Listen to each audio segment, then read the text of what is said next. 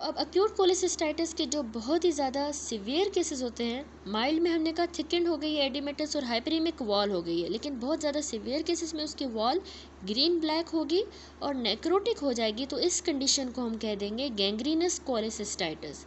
अब histologic examination जब की जाएगी तो इन्फ्लामेटरी रिएक्शन इतने डिस्टिंक्टिव नहीं होते और कंसिस्ट कर रहे होते हैं कि हमें कुछ कॉम्बिनेशन मिलेगा usual pattern of acute inflammation का। यानी इन्फ्लामेशन में क्या होता है, एडिमा होता है, leukocytic infiltration, vascular congestion, abscess formation और गैंग्रीनस नेक्रोसिस। इस तरह के एक्यूट इन्फ्लामेशन के यूजुअल पैटर्न मिलेंगे, ठीक है, हिस्टोलॉजी में। अब आते हैं क्रोनिक कोलेसिस्टाइटिस की मॉर्फोलॉजी पे डिटेल में। तो इसमें ये एक्सट्रीमली वेरिएबल होती है, कभी कभार सटल होती है। Mere presence of the stones within the gall bladder even in the absence of the acute inflammation often is taken as sufficient justification for the diagnosis. यानी अगर मुश्किल से भी अगर हमें स्टोन मिल जाता है सिर्फ गॉल ब्लैडर में और साथ में एक्यूट इन्फ्लामेशन नहीं है, तो यही काफ़ी है कि हम समझ जाएंगे कि इस पेशेंट को क्रोनिक वाली कोलेसिस्टाइटिस है, ठीक है। तो गॉल ब्लैडर जो है वो कॉन्ट्रैक्टेड भी हमें नज़र आ सकता है क्रोनिक वाले में, या नॉर्मल साइज़ का भी हो सकता है, या इनलार्ज भी हो सकता है। म्यूकोज़ा की अल्सरेशन इसमें इनफ्रीक्वेंट होती हैं। सब म्यूकोज़ा की और सब सिरोज़ा की अगर बात करें तो वो जो है फाइब्रोसिस की वजह से मोटी हो जाएंगी, थिकनेड हो जाएंगी। इन the absence of super imposed acute cholecystitis, अगर वो उस पर नहीं होती सुपर इम्पोज, तो हमें कलेक्शन मिलती है लिम्फोसाइट्स की इन द वॉल, और यही इसमें ओनली साइन ऑफ इन्फ्लामेशन होगा कि वॉल में हमें जो है लिम्फोसाइट्स नज़र आ जाएं। तो इस फिगर में देखिए, ए फिगर में यहाँ पे दिखाया गया है कि क्रोनिक कोलेसिस्टाइटिस हो गई है और ये गॉल ब्लैडर का जो म्यूकोजा है ये इन्फिल्ट्रेट हो गया है क्रोनिक इन्फ्लामेटरी सेल्स के साथ। तो हमने कहा कि वॉल में ज़्यादातर में लिम्फोसाइट्स मिलेंगे। अब जो आउट पाउचिंग्स होती हैं म्यूकोजा के ही एपिथेलियम की through the wall of the gall bladder, उसको हम रॉकेटेंस की एशकॉफ साइनसिस कहते हैं, ये भी हमें क्वाइट प्रोमिनेंट मिलेंगी।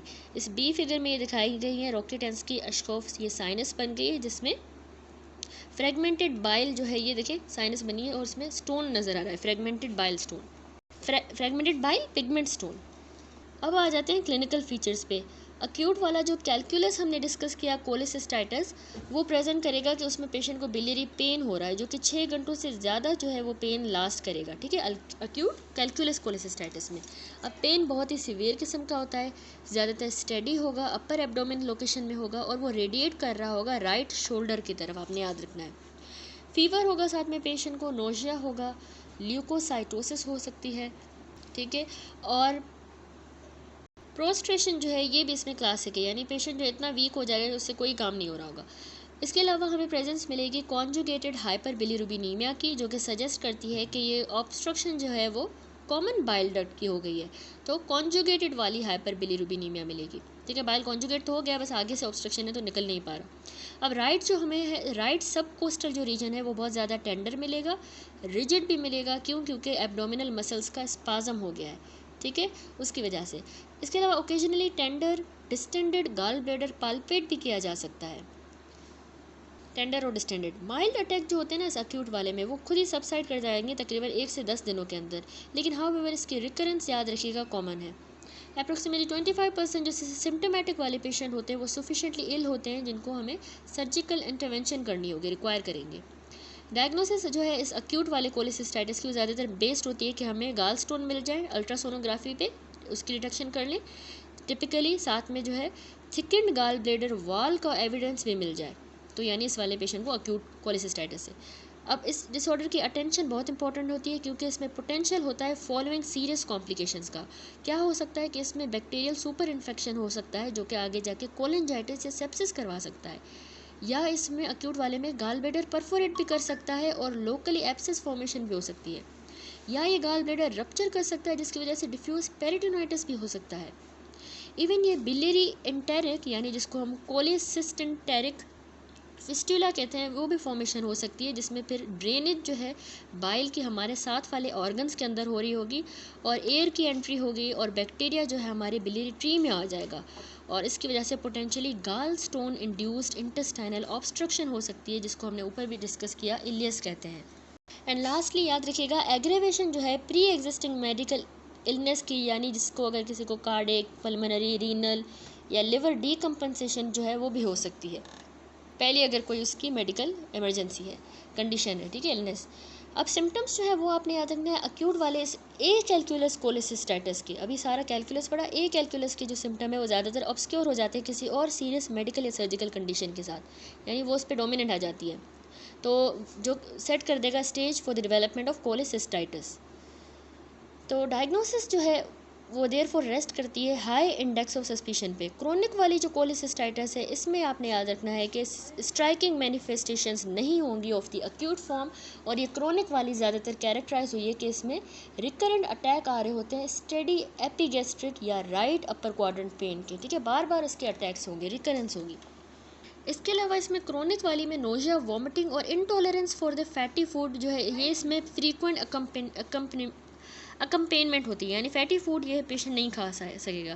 क्रोनिक वाली कोलेसिस्टाइटिस एक पैथोलॉजिक डायग्नोसिस है जो कि बेस्ड है on the examination of the resected gall bladder, ठीक है। Beyond the signs and symptom mentioned above, इसमें जो प्रिंसिपल इंपॉर्टेंस है वो लाया करती है in the association of the gall stones and chronic inflammation with carcinoma of the gall bladder, जो अभी हम आगे डिस्कस करेंगे। तो ये इसमें जो है इंपॉर्टेंस है, ठीक है। साइंस एंड सिम्टम के अलावा ये भी कंडीशंस हो सकती हैं, गाल स्टोन्स भी हो सकते हैं इसमें, और क्रोनिक इन्फ्लामेशन या इवन कार्सिनोमा भी हो सकता है गाल ब्लेडर का। नेक्स्ट चलते हैं इस चैप्टर के अगले टॉपिक पे, जो कि है carcinoma of the gall bladder. ये इस चैप्टर का लास्ट टॉपिक है। कार्सिनोमा हमारे गाल ब्लेडर का बहुत ही कॉमन मैलिग्नेंसी है एक्स्ट्रा हेपेटिक बिलियरी ट्रैक्ट की, ठीक है, लिवर से बाहर वाला जो बिलियरी ट्रैक है उसकी। तो ये बहुत ही कॉमन, ये स्लाइटली कॉमन वुमेन में थोड़ा सा ज़्यादा कॉमन है, और most frequently 7th decade of यानी 70s की उम्र में होता है। अब इसका इंसिडेंस जो है यूएस में वो 1 in 50,000 है। ओनली रेयरली ये डिस्कवर होता है एट अ रीसेक्टेबल स्टेज, ठीक है, जिसमें हम इसकी रीसेक्शन भी कर सकते हैं, और इसमें मीन जो है 5 ईयर का सर्वाइवल रेट रह रहा है unchanged in about 5% to 12% over the past many years.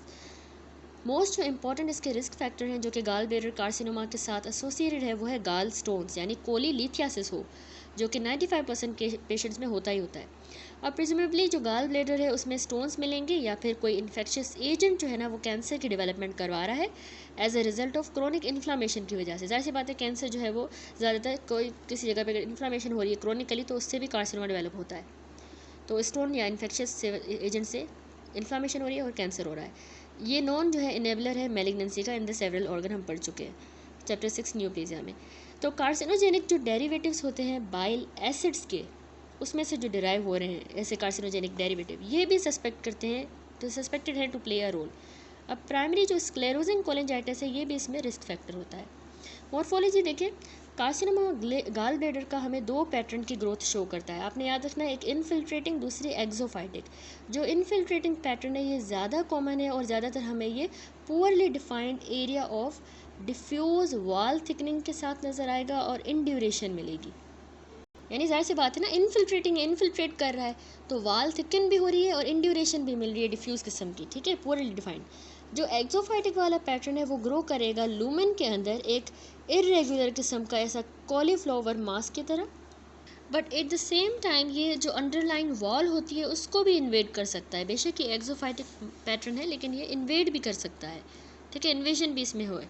तो अब 16.4 फिगर में देखें यहाँ गाल ब्लेडर दिखाया गया है एडिनोकार्सिनोमा। इसमें देखें ये ओपन गाल ब्लेडर है जिसमें लार्ज सा एक्सोफाइटिक एक ट्यूमर नज़र आ रहा है जो वर्चुअली लूमेन को बिल्कुल फिल कर रहा है। यहाँ पे माइक्रोस्कोपिकली हमें ट्यूमर नज़र आ रहा है सेम अपीयरेंस का as that of the intrahepatic cholangiocarcinoma जो हमने डिस्कस किया था, उसी तरह के अपीयरेंस का ये ट्यूमर है, ठीक है, माइक्रोस्कोपिकली।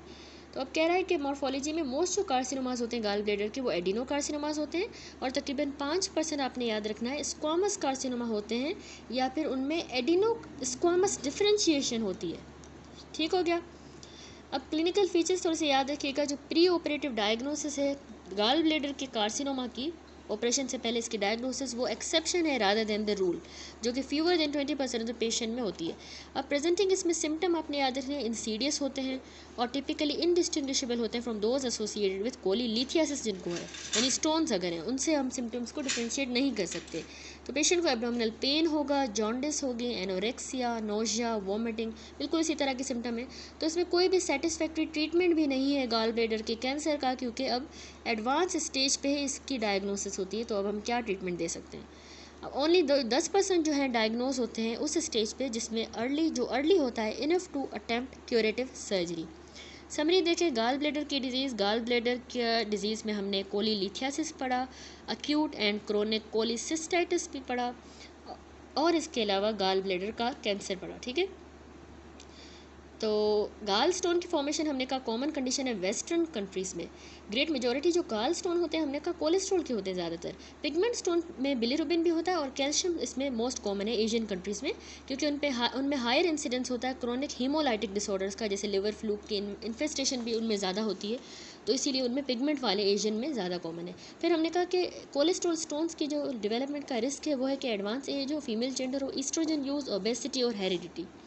कोलिसिस्टाइटिस हमने का ज़्यादातर एसोसिएशन में होती है कोलीलिथियासिस के साथ, यानी स्टोन होगा तो इन्फ्लामेशन होगी, और आधो 10% केसेस में ये बिना किसी स्टोन के भी हो सकती है सिस्टाइटिस इन्फ्लामेशन। ठीक है, तो अक्यूट जो कैलकुलस वाली कोलिसिस्टाइटिस थी, स्टोन वाली इन्फ्लामेशन, वो ज़्यादा कॉमन रीज़न है जो कि एक एमरजेंसी कोलिसिस्टेक्टोमी करनी होती है, हमने गाल ब्लेडर ही निकालना होता है। गाल ब्लेडर का कैंसर लास्ट में हमने कहा कि गाल स्टोन के साथ एसोसिएटेड होता है। अब क्योंकि एडवांस स्टेज पे ही इसकी डायग्नोसिस होती है इस कैंसर की, तो इसमें बहुत ही पुअर प्रोग्नोसिस होती है।